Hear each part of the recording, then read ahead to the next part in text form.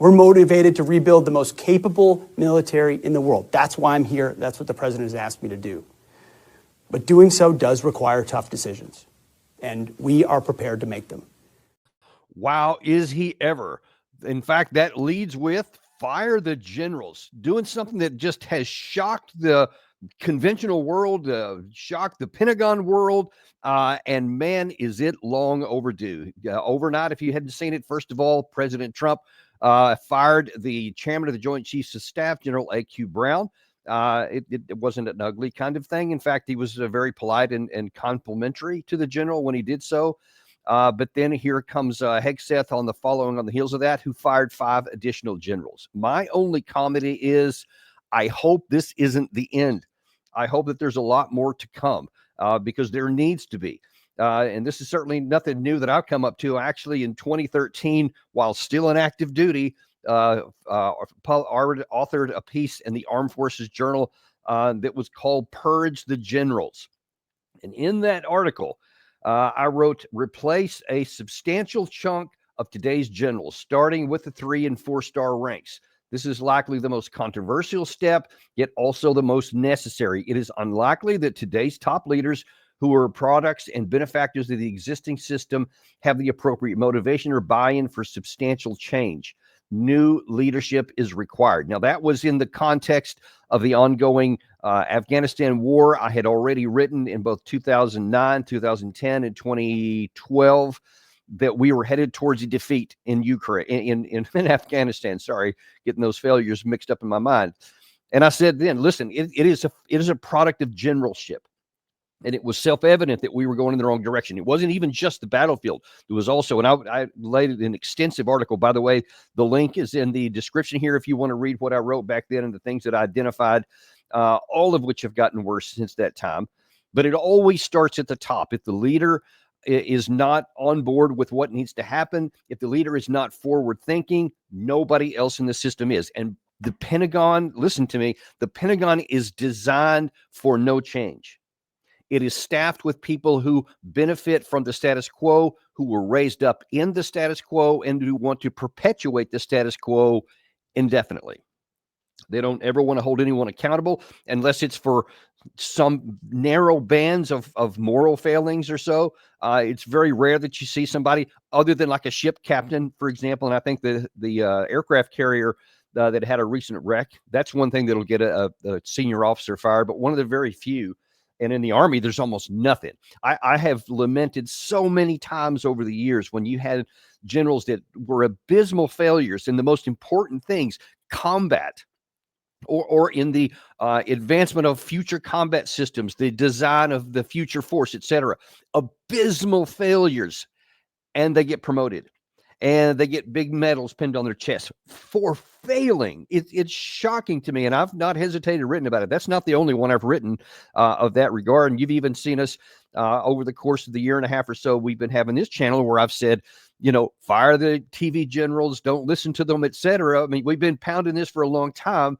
And I think I even said not long ago that I hope that when they announced Secretary of Defense Hegseth, I said, hey, we need to, if he wants to get his agenda done, because he listed on his, not inauguration, on his, when he was given the oath of office, that he said that he was charged by the president to, reform the military, to reorganize, to rebuild deterrence, etc., make the Army stronger. And I said, man, that's great advice, charge. That's a great order. I want him to do it. But man, if he's going to need to do it, he's going to have to get rid of a lot of the dead wood, as was said by a former chief of staff of the Army in the 1930s on the eve of World War II. The President Delano Roosevelt said, hey, we need to make sure our fighting force is good. So they actually called, I think it turned out to be 500 senior colonels and generals from the old force who were wedded to the old ways so that they could get the new way of thinking into the force. Turned out pretty good then. And for us to get into that situation now, we're going to have to do the same thing. Now, as I've said many times, it's got to be done smart. It's got to be done right, so that it's not just, some kind of political vendetta. And I think Gary had a headline there that already people are terrified of that, oh, this is just a political charge and they're going after their political enemies. I hope it's not that, but that's what people are going to say no matter what, because this is very unorthodox. Nobody has done it. To my knowledge, it's never happened since the 1930s. I don't think there's been any kind of systematic clearing of the decks to bring in some different people, different leaders, to be able to lead the change and to make the force better. And that is so important because actually 2 days ago, Secretary Hegseth listed out a number of things. He said that he wants to be a lot more transparent than any Secretary of Defense has been in recent memory. And so he actually sat down in front of cameras and detailed some controversial other things that he's doing, but he is bold about what he's doing. Now, whether he succeeds in any of these remains to be seen, but I'm loving the things that he's saying here because these changes are long overdue. Let's look, first of all, at what he says is the core purpose of the Department of Defense. Ever since I've taken this position, the only thing I care about is doing right by the warfighters, by the troops. In short, we want the biggest, most badass military on the planet, on God's green earth. I'm in this room right now, but I'm not alone. Behind the camera are lots of vets and military family members, along with other people who, like you, are invested in exactly what that core mission is. And I can just tell you, as a former member of the armed forces, someone who has 4 combat deployments of my own, that is music to my ears to hear that you want to bring back the warfighter ethos, that you want the Pentagon to focus on doing its primary job, which is to fight and, if necessary, win wars to keep us safe. That's I suspect that you're going to see recruiting take a significant upturn in the rest of this year. I would wager that all 4 of the service branches, all 5 of the service branches will all meet their recruiting objectives, because I know that the people inside the military, I've already seen some anecdotal evidence of it already, are thrilled to hear somebody from their own ranks. Because remember, Hegseth himself had 2 combat deployments. He was a major, so a mid-ranking officer, somebody who's low enough in rank that he gets the low, the regular fighting man, but kind of high enough too that he understands some of the things that are going on at the upper echelons, etc. And apparently I think he got 2 Bronze Star medals for valor. I mean, he clearly is a war fighter. I've already seen some images on some of his trips overseas where he's doing physical training and working out with some of the troops. And of course, they're loving that kind of stuff. Man, it's almost unfair to juxtapose some of these visuals and some of these statements from Hegseth with his immediate predecessor, who we often lamented on this channel. Even when he's talking about troops that had been killed, he's literally reading off of a paper, talking like he's reading a line for, something like that. And you're like, where's your heart, Mr. Secretary? I never really saw that. And it was just kind of puzzling to me because he almost never gave extemporaneous comments. And when he did, they just seemed a little off. Not so with Hegseth. Now, some people have lamented that, here's a guy who was a TV guy. They have accused Hegseth of being, because he was obviously a Fox News personality before that. But he wasn't just a TV guy. He was first a highly decorated combat veteran. So he does have the stock from which it's coming in. Again, so far, he has been saying exactly the things that we need to do. And it sounds like he's on a good path to get them done. Okay, one of the next things he's saying that's also got some controversy in really a couple of different directions is this DOGE, right? So the DOGE has been in the news all over the place for making cuts across the federal government. Well, it turns out the Department of Defense is not immune to that. So first of all, he wants to frankly address what is going to be cut. With DOGE, we're focusing as much as we can on headquarters and fat and redundancies and top-line stuff that allows us to reinvest elsewhere. We welcome DOGE, and finding those efficiencies is how we save taxpayer dollars. That is a good thing that, of course, is being distorted through the media, their hyperventilation, and it just goes entirely unreported for the most part. Now, obviously, he gave a clue there. That was, I think, 2 days ago, so before the announcement of the firing of the generals, but he said headquarters staff. Now, that has been one of my pet peeves for the longest time. It's been Colonel Doug McGregor's pet peeves for many, many years, who's been on our show a lot. He has often lamented that the number of four-star generals in the U.S. Army today is, I want to say it's like 38, and I may be getting these numbers not precisely right, but I believe that during the height of World War II, when we had, I think 8 million men in the Army under arms that were on active duty at the height, there was like 8, I think 7 or 8, something like that. A vast difference. The bloat in the headquarters has continued on. The Army will often say, hey, we have this new need here. We want to put in a special department here, and of course we need a 3 or a 4-star general to run it up, and so they put it in effect and they start doing this job or whatever. Then the job kind of is done, it goes away, but the headquarters doesn't seem to. The 4-star or 3-star billet doesn't seem to ever go away. They just keep adding up there, and you got to ask, man, if the Army today is a 400 and whatever it is today, I don't know the exact number, 80,000, somewhere around 480,000. Why do we need so many Army 4-star generals when we had 8 million under arms? It was a fraction of that number.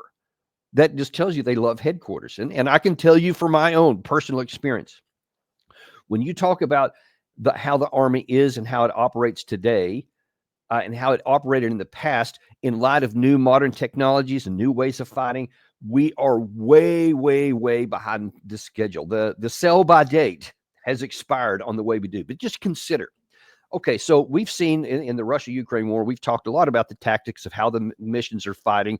Not radically different than it has been through centuries in the past. Just some things are different because of technology, and certainly with drones and artillery and rockets, you have to have more dispersion on the battlefield. But the 4 core fundamentals of fighting on the ground are not too different than they have been. So you have an infantryman, then you have an infantry squad, and then squads are made into platoons. Platoons are typically 20, 30 personnel. You have a company, which is somewhere around 100, 120. Then you have a battalion, and then brigades, etc. So, but on the fighting front, it's primarily, and really this war has shown on both sides of the line, it's the battalion and below. And usually it's company and below, because you just don't have these big formations. But the way we are organized today is that you still have, even in the way we set up for fight, the way we fought in Desert Storm, the way we fought in 2003 Iraq War, the way we're organized to fight today, you still have companies, platoons, and battalions are the primary on the ground fighting force. So we'll just stick with the battalion. So for a company and a platoon and a squad or an individual, basically it goes up through company and then to battalion headquarters. That's kind of where it goes. So from battalion headquarters, then you have to back up. You have a brigade headquarters, and then you have to back up and you have a division headquarters, and then you back up and you have a corps headquarters, and then or a regional headquarters, and then you back up and you have a theater headquarters. And then of course it gets on to the Pentagon and up on that. Just imagine all of these unnecessary, redundant headquarters, all to affect that same battalion. Why do you need so many? The answer is you don't, but that's how we've always done it. I mean, since World War I, that's the way we've been fighting. World War II, hardly any difference. Desert Storm, where I fought in an armored tank battle. 2003 Operation Iraqi Freedom. That's the last time we engaged in any large-scale operations. All of those things have been going on. And we fought this way, and we just keep all these additional redundancies, and especially with communication systems the way they are today, and the ability to even talk to the frontline guys from the Pentagon. Why do you need like 3 or 4 levels of headquarters in between there? You don't. And Doug McGregor, I don't have the book handy, I guess, right now. He has absolutely written the book, actually 2 or 3 books on this subject, and he has talked about the incredible need to cut headquarters, to cut a lot of this unnecessary redundancy and bureaucracy and whatever. It sounds like Pete Hegseth is on the right track, that he apparently recognizes that too, and everything's on the table. And as long as it's done well, and as long as it's done thoughtfully and with a lot of forethought, then that's going to be terrific, because there is a lot of things that can be cut. There's a lot of money that doesn't need to be spent in the budget. And it not only it gets to one of the other issues and why a lot of people are freaking out about this. Anytime anyone has ever talked about cutting the Pentagon, it immediately gets alarm bells all over the place. And they say, no, you can't do that. You can't cut it because they automatically equate cutting the Pentagon budget with cutting capacity. And I argue not cutting any of this redundant stuff is actually like an anchor on us. It's weighing down the Department of Defense and making it harder for us to be efficient and effective on the front line. So it is long overdue to have a wise and thoughtful cut of stuff that's not necessary, things that the technology has moved beyond, things that the art of warfare has moved beyond that aren't necessary. And those things are everywhere because nobody ever wants to cut anything. So something that made sense 10, 15 years ago doesn't make sense anymore, but it's still there and it gets funded every year. Those are the kinds of things he's talking about going after. That can save money because what we don't need to do is just keep forever sending the defense budget through the roof at the expense of other things the nation may need, especially if doing so makes us less capable. Now, those are the things he talked about that he's going to cut. He also talked about what he's not going to cut. We also list on page 2, which I've marked up here in our memo, what is not part of the 8% refocusing of funds. It's stated very clearly here. Southwest border activities, combating transnational criminal organizations, an audit, nuclear modernization, Virginia-class submarines, the Golden Dome or Iron Dome, one-way attack drones, UAVs, cybersecurity, core readiness, training, the defense industrial base, and it goes on. They and other key programs are off the table under this program. They're too important, as are many other things. Okay, those give you a little bit more of a clue into where he's going, and it's the right direction. I want to look at just a few of those. Border security he's talking about. That's something that's been long overdue. Look, again, I'll repeat, whatever the immigration policies are, that's something that Washington figures out. That's something that goes through the legislative process and just the way our laws are done. Whatever that is, fine. Come up to it. You don't like it, change it, no problem at all, as long as that's what's legally agreed to. But whatever is legally agreed to, we have to have a secure border so that only those people that we deem through our process are legal and authorized to come into the country that will benefit the country. Those are the only ones that need to come in. Anyone else has to go through the process or they can't come in. That should be so self-evident that no one should question it. And I mean, no one. Unless you want to have a legislative deal for open borders, which hardly anybody in America actually wants, then I guess military's border mission. You could under that circumstance, but no one has voted for that. And so as long as they haven't, that's the rule. That's the law of the land, that we have limitations and whatever. You need to secure the border because you don't want just whoever coming in, because you don't know if there could be molds coming in that could in the future, if we get into a conflict with somebody else, be activated. I mean, you can't rule that out. And if you don't know who's coming in, something like that, I would argue that an adversary would be stupid not to put some moles in the country if we have this open and porous border as a hedge. So let's don't give them a chance. Let's keep the border secure. One of the other things, a couple of things he's talking about that are nuclear capacity. He wants to make sure that's modern, it's reliable, and it's not going to let us down if it's ever needed. It's really important to keep that up. One of the other things he said there is more noteworthy: submarines. He specified submarines as opposed to just Navy because the nature of war has changed, and the surface war fleet, I'm telling you, has already undergone a radical change, and we just haven't recognized it yet. I think all of these aircraft carrier groups that we have, and we're continuing to build and fund more, those days have gone. Unless you're doing like a Haiti intervention or something against the Taliban or something in the Middle East where the adversary doesn't have an air force, doesn't have a missile force, then there's some utility in there. You can get that done. But do you really need all that firepower if that's the limited ability of your enemy? But if you're talking about a peer-to-peer competitor or a near-peer competitor, somebody who does have an air force, who does have a navy, who does have naval drones, who does have anti-ship missiles, etc.,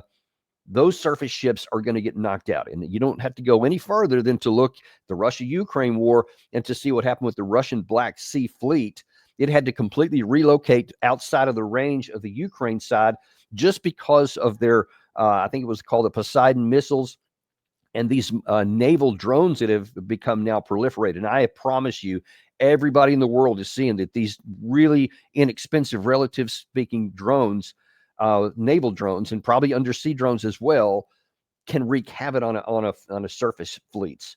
And the days of the aircraft carrier and these big battleships, or warships, I'm sorry, battleships have long since been mothballed. But even like the cruisers, the destroyers, et cetera, anything that floats can be sunk. And the defenses have been outpaced by offensive capacity. But the submarine, though, is still very, very difficult for enemies to find. So we need to expand our use on that if we want to be able to project power, if we want to be able to have mobile firepower that can move successfully around the water or can interdict enemy submarine warfare. You need a lot more submarine and anti-submarine warfare capacity. That's just where the things are going. So it shows that Hegseth is focused on the right thing and is looking forward. That's really good news. Two of the other things I'll talk about real quickly. He talked about specifically UAVs, drones, etc. That is absolutely significantly changing the nature of ground war and the land war. So the fact that he's focusing on those anti-drone capabilities, electronic warfare, etc., all those things are going to be really, really important and necessary going forward. So he's focused on the right thing there too. This what they call the Golden Dome or the Iron Dome system for the United States, air defense capacity. Obviously, the side that can defend itself against enemy aerial attack, enemy drone attack, enemy missile attack is going to be the side that has the best chance to win, because right now that's exactly how it's playing out in the Russia-Ukraine war. Ukraine is deficient in all those categories. Russia is superior, and it's playing out then on the front lines, which continue to move in the direction that the Russians want. So the fact that he's focused on all those kinds of things, it gives me a lot of confidence that the secretary is moving our force in the right direction. Let's see, what was the last one here? Oh, yeah. So those are some of the bigger headlines that we've talked about here that Hegseth is doing about where he's going to take the force. There's one other thing he's doing here, and he's talking about accountability. And another thing that just warms my heart, because it's long overdue that we've not had any accountability for any kind of failure. As I mentioned a minute ago, that I talked about during the Afghan war, there's people who were, terrible failures were getting promoted and sent up. Apparently that's coming to an end because there's, let's see, the news this morning out is that Hegseth is about to launch an investigation into the withdrawal from Afghanistan. And see this is the Breitbart is saying exclusive. He has tapped investigators for the botched Afghan withdrawal, and accountability will be coming.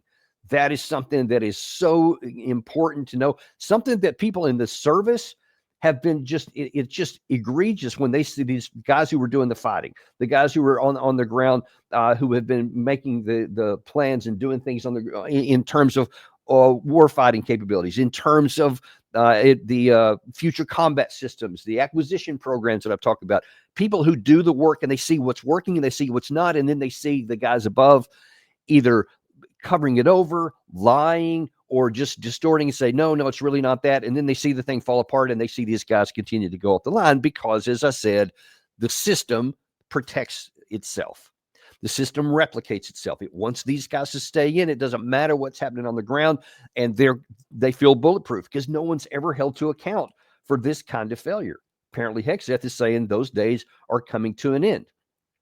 And this is in stark contrast to the way things have always been and the way the previous administration was. You may recall that I believe it was June 2023, the Biden administration, who conducted the Afghan withdrawal, published a report in the State Department that said, okay, we've identified a few problems and some lessons learned, et cetera. But then the question came, okay, but you've identified some things that failed.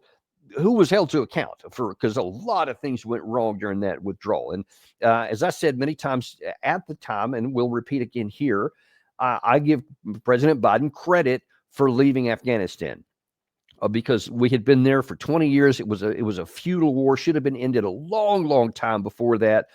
And he took a lot of political heat, and I congratulate him for doing so, and still to this day do. I'm glad that he gave that decision. That said, I said the way it was conducted was terrible. And it wasn't just that enduring image that'll never be felt away. That was just the disaster, the way it was done here. And the Biden administration itself deserves some blame for what happened, because they were the ones in charge. But also people in the Pentagon have deserved a lot of credit and for what happened and blame for it. And no one was ever held to account. And here's the way it was put. So shortly after this report came out in 2023 about the Afghanistan, Ducey from Fox News at a press conference in the White House asked John Kirby who's going to be held responsible for this. John, who's going to get fired over this? Peter, the purpose of the document that we're putting out today is to sort of collate the chief reviews and findings of the agencies that did after action reviews. It's not, the purpose of it is not accountability. The purpose of the review was not accountability? What in the hell? Why would you do a report if there's not going to be an accountability for anything that went wrong? I mean, just think of how self-defeating that is. You're telling me that the administration of the United States of America, the president and all of his folks, the Pentagon, they do an after-action report and they've identified this was wrong, this made a mistake, etc. And now then you're going to say, but we're not going to do anything about it? We're just going to learn the lessons. And listen, I was in the Army long enough to understand that when you do lessons learned, the whole point is so that the next guy who's got a similar mission will pick it up and say, okay, don't do this. This was a mistake. And, and at least on the tactical level, people who failed were held accountable. If you couldn't pass muster as a company commander, you're not going to get promoted up the line. And if you go to like the National Training Center, the Combat Maneuver Training Center in Europe, and you can't get it done and you fail, you're going to be held accountable and you're not going to get promoted. In fact, if it's bad enough, you could even lose your command. And certainly that was the case at the lower level in combat. But unfortunately, it never applied at the top level. Well, that appears to be changing. So again, if Hegseth does this the right way, if he focuses on what's mission critical and it doesn't get into any of this deal where it's just political payback, we're going to get somebody because we didn't like them. I certainly hope that doesn't happen, but it needs to happen that people who were not, who did a bad job, who were, in positions of power and authority and failed to do the right thing, and people died as a result of it, and missions failed as a result of it, they need to be held accountable. They need to be removed from power, not promoted and moved up the way. So no one is going to, in the system right now, is going to like this. They're all going to, work against it. All these things that Hegseth is wanting to do and change, they're not going to succeed if he doesn't get the dead wood out. Just like that happened in 1938, 39. That same thing has to happen here. And then you elevate, you put people up who are quality. Hegseth has said many times that it's going to be based on merit. People who can get the job done, they have proven it, and then they produce when they get into position. And if they don't, they're going to be taken out. If you replace this current system of, hey, it's just a good old boy club here, and if you look like me, and if you act like me, and you do the stuff that we say, and you support what we tell you to support, and you resist what we say resist, you can be in the 4-star general club. As long as we get rid of that and replace it with one that genuinely is based on meritocracy and accountability and sets a very high standard, we will be in good shape. And that's something is long, long overdue. So I applaud the Secretary of Defense and wish him well going forward. One last thing I want to talk about today before we get off here, because I saw this morning and I just cringed when I saw it. Many of we often talk about the Russia-Ukraine war and whatever's going on in our current day. And, some of the times we're just baffled by why so many people seem to be confused on the fundamentals of combat reality and just looking at the way the war is developing, et cetera. And I'm going to show you just one example here that I think helps to explain why so many regular people are so confused on things. We've had Ian Puddock, the smartest man in London, on the show many times. We've talked to him about this in the UK situation. And he says because the mainstream media is always given this rosy outlook, and it's not talking about things that are negative, and they just focus on what The narrative is that's supposed to come out based on what apparently some in the government think. Well, whether it's an outright plan or not, or somebody's pulling the strings, I can't tell you. But I can say that here is what mainstream folks are saying in the United States that is so far off base, and yet it's presented as evidence and facts. And if all you do is just a regular person, and you're not going to spend the time I do every day, you're not going to be digging into 5 and 6 different sources for each story and spend hours a day reading this stuff like I do. If you have time to see something on your screen as you're scrolling by, or just read the headlines of the daily, all you know is what the New York Times or the CNN or some of these other networks tell you. Well, I'm going to show you one thing here. This is Christian Amanpour, who's interviewing M. Geeson, I'm not sure how his name is pronounced, from the New York Times. And they're going to be talking about what is the current situation in regards to what Trump is doing in the aftermath of him calling Zelensky a dictator without an election. So here's the way they're viewing it. Here's Christian Amanpour. Putin has said that all of this reaction is, quote, hysteria, and that why shouldn't we talk to the US? And of course, Ukraine will be involved. Is there anything that you could say might be happening behind the scenes that wouldn't result in essentially throwing Ukraine under the bus and isolating Europe? I really believe at looking at the thing and not looking for the thing behind the thing. I think we know what's happening. They're telling us. And Putin has been telling us what he wants for a very long time. He wants to get back to the post-World War II status quo, when the world was divided between the United States and the Soviet Union. He feels like he has been dealt a bad deal in the aftermath of the collapse of the Soviet Union, and that Russia he personally deserves, to get back to Yalta and to divide up the world again. I see Zelensky as the only politician on the world stage right now whom we're actually seeing having the courage of his convictions. He's calling things what they are. He is speaking up for a democratic Europe. He's calling for Europe to mobilize for the interests and the values that it was founded upon. And he is the only person doing that. That is breathtakingly wrong. And I don't know if this New York Times writer believes what they're saying. I don't know if they're just repeating what they've heard. I just can't tell you. All I can say with complete conviction and certainty is that they are dead wrong on 2 profound issues in there. First of all, he's really, really off on what Putin said. He's claiming that, well, Putin wants to recreate the Soviet Union in a sense. He wants to divide the world into 2, that the whole purpose of the whole thing has been to gain power and to go back to some kind of Cold War thing. And now he's working in cahoots, presumably, with Trump, that we're going to split it between an American, sphere and a sphere of interest for the Soviet side. Oh, I'm sorry, the Russian side.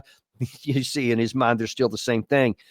And then when you actually look at what what Putin has said, and we'll do that in just a minute, you're like, wait a minute. If you have actually paid attention to what Putin has said, and I'm talking about going back to 2008, pardon me, 2008 at the Bucharest summit, to 2007, even before that, at the Munich Security Conference, or in 2014, when there was this, the disrupted election and the overthrow of the legally elected government in Ukraine by people who didn't like Russia. And we supported that. We didn't support the rule of law. We supported the side that we like, even though it overturned a legally elected government. We didn't care about that. They posted that. They said, look, if you keep on talking about bringing NATO into Ukraine, especially after what you've done here, it's a red line for us. We're going to take action. They have never said anything about reconquering anything. To the contrary, Russia had actually said in that 2007 Munich conference, that they wanted to incorporate with Europe. They wanted to work together, but they were concerned that there seemed like a hostility from the West, and they were continuing to expand NATO. Every time Russia gets a chance, they keep saying NATO advancing to our border is a red line. We're not going to tolerate it any more than you would. Didn't say anything about recreating the Soviet Union, about conquering any land. It was exclusively always up to the very moment that they went into conflict, because they said it's the NATO encroachment to our border is what's going to cause this. And then they told us privately, they told Biden himself, they told NATO through Secretary General Jens Stoltenberg, NATO and Ukraine equals war, period. That's all. And then they wanted a cooperation with Europe. They were making economic integrations. They were sending their fuel, gas, and other petroleum products at a low price, something that was allowing the Western economies to prosper.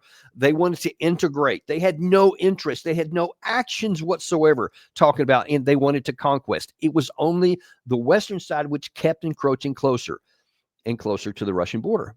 We just want to ignore that. And then here you have Putin continuing to say the first few days of the war, he wants to negotiate a settlement to end the conflict. The first 2 months in Istanbul, he wants to end the conflict.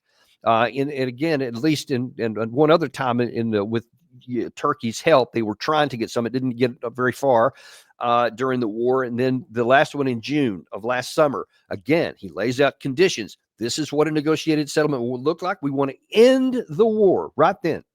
Imagine if we had taken him at his word then and actually went to seek peace at that point. The war could have been over by months now, and all the killing could be stopped.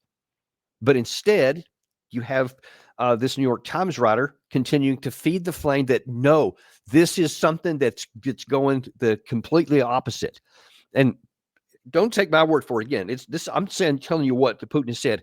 Let me show you. Here's what Putin did say. As for other participants, first of all, Russia has never refused contact with Europeans. Russia has never rejected the negotiation process with Ukraine, never.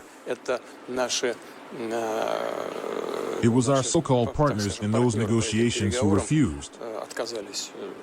The Europeans cut off contact with Russia, while the Ukrainian side prohibited itself from engaging in negotiations and withdrew from the Istanbul negotiation process, openly and publicly announcing it. Well, we are not forcing anything on anyone. We are ready. I've said this 100 times. If they want to negotiate, they're welcome to do so, and we will be ready to return to the negotiating table. Now, does that sound like the guy who just wants to cleave the world into a new East and West divide, that wants to conquer anything, who keeps saying over and over, and that's verifiable, it's on the record, West and East, that he's been trying to have this negotiated and get off the table and end the conflict, ergo, not cleave it into an East and West, not conquer anybody else. And yet, only because I'm showing you on the screen, here's what Putin is saying. This is just a few days ago. And has been saying for years, and I just laid out from 2007 forward to today, one consistent message he has always said. You don't hear any of that in the New York Times. You don't hear any of that from Christiane Amanpour. She didn't push back on it at all. And whether it was on PBS, as that one was, or on CNN, where she's on other times, or on her own show in different places, you don't hear any of that. So if the person who's just, scrolling through on their phone and they land on this, then they think, well, it must be right because the moderator didn't push back on it. And this is a New York Times, the alleged standard of Western democracy, the standard of journalism in the Western world, the New York Times, is grossly off the plate. And then the last thing that they were so far off on is Zelensky. I don't want to spend a whole lot of time on that. But the reason why everybody's up in arms right now, because Trump used the crude language to call him a dictator without an election. And he said he's sick of it and he's tired of how he's being treated, et cetera. Trump is a little over the top in his hyperbole. He always has been. But when you look at why he's that way and why he's talking that way, and as we've shown you again throughout the entire course of this war, that Zelensky is detached from reality. This New York Times reporter actually said he's the only one who is seeing the world as it is. And I'm thinking, my God, are you that disconnected from reality yourself? Are you so fooled? Did you believe what you're saying? Because it is fundamentally clear that this guy is detached from reality. Zelensky, at this late hour, still wants security guarantees. He wants some other nation in Europe to put its own national security on the line and risk a war with Russia to try and rescue this dying patient of Ukraine that's already lost the war. It's past tense. The only question remaining is where the final end will be and what the final tally will be. But the end is already known. And he also wants nuclear weapons, which he said on Piers Morgan the other day. Does that sound like something that's rational to you? That anyone in the West is just going to hand the guy a nuclear weapon? Someone who's so disconnected from reality that if he used it, it would automatically get the return address would be attacked by Russia in response? I mean, that's absurd that even someone like this New York Times reporter would recoil from. And yet he's defending him. He's defending Zelensky as being someone that is, the only rational thinker, the only one that's seen it before, standing for democracy. He hasn't conducted an election since the war started out. The United States did during our Civil War, but I guess that's different somehow. He has banned Zelensky has banned political parties he doesn't like, has banned newspapers and other media that he doesn't like, has jailed anyone who says something against him, has sent people to the front if they dare to say the wrong things in public, has banned religious organizations that he doesn't like. This is the democracy guy that you want to keep on defending? And yet this passes for elite Western media. And this is why so many people recoil when they see some of the things Trump's doing, which I'm showing you make enormous sense. And it has the best chance to save the lives of these Ukrainian people. That's what people like Gessen and so many other of the media, whether in the UK or the United States, just are oblivious to. Their reporting like this has enabled the Ukrainian people to die in larger numbers by continuing to get public support and money and everything else to keep a war on life support that should have ended a long time ago. The best case you could have ever had to be rational would have expired in 2023 when the Ukraine side did everything it could to try an offensive maneuver to force Russia out. It was obliterated, broke its teeth on the first defense line. I've told you before. By any rational person's observation, then you can say, okay, we did everything we could. It didn't even Russia's getting stronger. We'll never get a second shot at this. Let's end the war right now. That's what should have happened. But instead, the deception continued on, or the disconnection from reality. I can't really say for sure what it is in any individual case. I can just tell you that it's been untrue. And the bill payer for all this has been the Ukrainian people. And I know for sure, because I've heard from some reports that especially those that are close to the line of contact are sick of it, and they just want the killing to stop because they see all it can do by continuing on is to get more of them killed. And I don't know why anyone would want to do that. I hope, sometime in the future, there's an accounting for all of this, soul searching, something like that, as this recedes into the background. Once it gets off the table, God willing, soon, that people start saying, golly, how did we get into this situation here? Why did our mainstream media outlets report all of these things so consistently for so many years when it was, now we can see, evidently never true? And it was always clear that they were going to lose on the Ukraine side. I hope that happens.